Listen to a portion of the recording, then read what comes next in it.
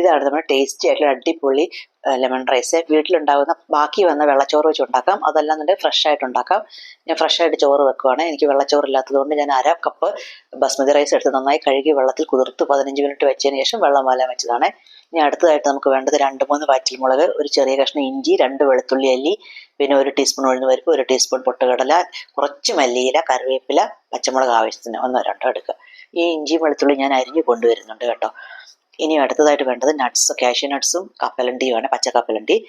ഇത് രണ്ടും ഞാൻ കഴുകി കൊണ്ടുവന്നതാണ്. ഇനി ആദ്യം തന്നെ നമുക്ക് ചോറ് വേവിക്കാനായിട്ട് 1 കപ്പ് വെള്ളമോ അല്ലെങ്കിൽ 1.5 കപ്പ് വെള്ളമോ അരിയെ ആശ്രയിച്ചിരിക്കും.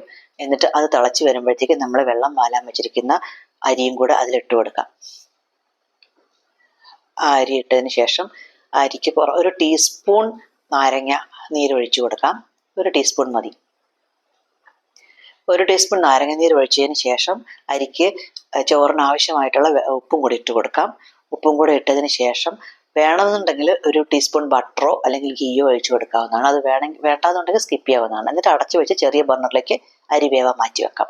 അപ്പോഴേക്കും അടുത്തൊരു പാൻ വെച്ചിട്ട് 2 ടേബിൾ സ്പൂൺ ബട്ടറോ ഗീയോ അല്ലെങ്കിൽ നിങ്ങൾ യൂസ് ചെയ്യുന്ന ഏത് ഓയിലാണോ അത് യൂസ് ചെയ്യാം.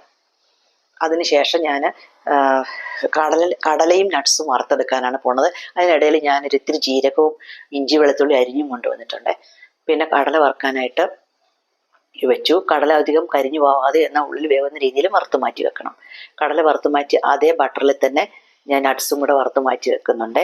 നട്ട്സ് വറുത്ത് മാറ്റി കഴിഞ്ഞ ഉടനെ കടുക് പൊട്ടിക്കുന്ന ഒരു സ്റ്റെപ്പ് ഉണ്ടായിരുന്നു, അത് ഞാൻ സ്കിപ്പായി പോയിട്ടുണ്ട്. അത് നിങ്ങളത് കടുക് പൊട്ടിച്ചോളണം. ഈ നട്ട്സ് വാരി കഴിഞ്ഞതിന് ശേഷം കടുക് പൊട്ടിച്ചിട്ട് വേണം ഉഴുന്നുപരിപ്പും വറ്റൽമുളകും ഇഞ്ചി വെളുത്തുള്ളി ഇട്ട് കൊടുക്കാനായിട്ട്. ഇഞ്ചി വെളുത്തുള്ളിയുടെ പച്ചമണം പോകുന്നവരെ ഒന്ന് വഴറ്റുക. വഴറ്റിയതിന് ശേഷം ബാക്കിയുള്ള ചേരുവകളും കൂടി, അതായത് മല്ലിയില ഒഴിച്ച് ബാക്കിയുള്ള പച്ചമുളകും കറിവേപ്പിലയും എല്ലാം ഇട്ട് കൊടുക്കാം.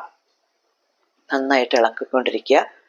ഇനി ഇതിലേക്ക് വേണ്ടത് ബാക്കിയുള്ള നാരങ്ങ നീരാണ്. അതായത് മൊത്തത്തിൽ ഞാൻ അരമുറി നാരങ്ങ നീരാണ് ഒഴിക്കുന്നത്. അപ്പോൾ ആദ്യം ഞാൻ 1 ടീസ്പൂൺ നാരങ്ങ നീര് അരിയിൽ ഒഴിച്ചിരുന്നു. അതുകൊണ്ട് ബാക്കിയുള്ള ആ മുറിയുടെ നാരങ്ങ മുറി എടുത്തിട്ട് ഇതിലേക്ക് പിഴിഞ്ഞൊഴിക്കുന്നുണ്ട്. ഇതിൽ പിഴിഞ്ഞൊഴിക്കാൻ മറന്നു പോയെന്നുണ്ടെങ്കിൽ ലാസ്റ്റ് ഒഴിച്ചാലും മതി. ഞാനൊരു 1/4 ടീസ്പൂൺ മഞ്ഞൾ ഇടുന്നുണ്ട്. ഇനി ആ ചോറ് ഇട്ട് കൊടുത്തു. ഞാൻ നേരത്തെ നാരങ്ങനീര് ഒഴിക്കാത്തത് കൊണ്ട് ഇപ്പോഴാണ് ഒഴിച്ചു കൊടുക്കുന്നത്. മൊത്തത്തിൽ അരമുറി നാരങ്ങനീര് മതി. ഇനി നന്നായിട്ട് മിക്സ് ചെയ്യുക. ചോറ് നന്നായിട്ട് മിക്സ് ചെയ്തതിന് ശേഷം വളരെ കുറച്ച് മല്ലിയിലയിട്ട് ഡെക്കറേറ്റ് ചെയ്യുക. സ്റ്റൗ ഓഫ് ചെയ്യുക, അടച്ചു വെക്കുക. നമ്മുടെ ലെമൺ റൈസ് റെഡി ആയിട്ടുണ്ട്. നമ്മുടെ വീട്ടിലുണ്ടാക്കുന്ന നാരങ്ങാച്ചാറും സാലഡും ഉണ്ടെങ്കിൽ അടിപൊളിയാണ് ഇത് കഴിക്കാനായിട്ട്. കണ്ടില്ലേ നമ്മുടെ ലെമൺ റൈസ്? എല്ലാവരും ഉണ്ടാക്കി നോക്കണം കേട്ടോ.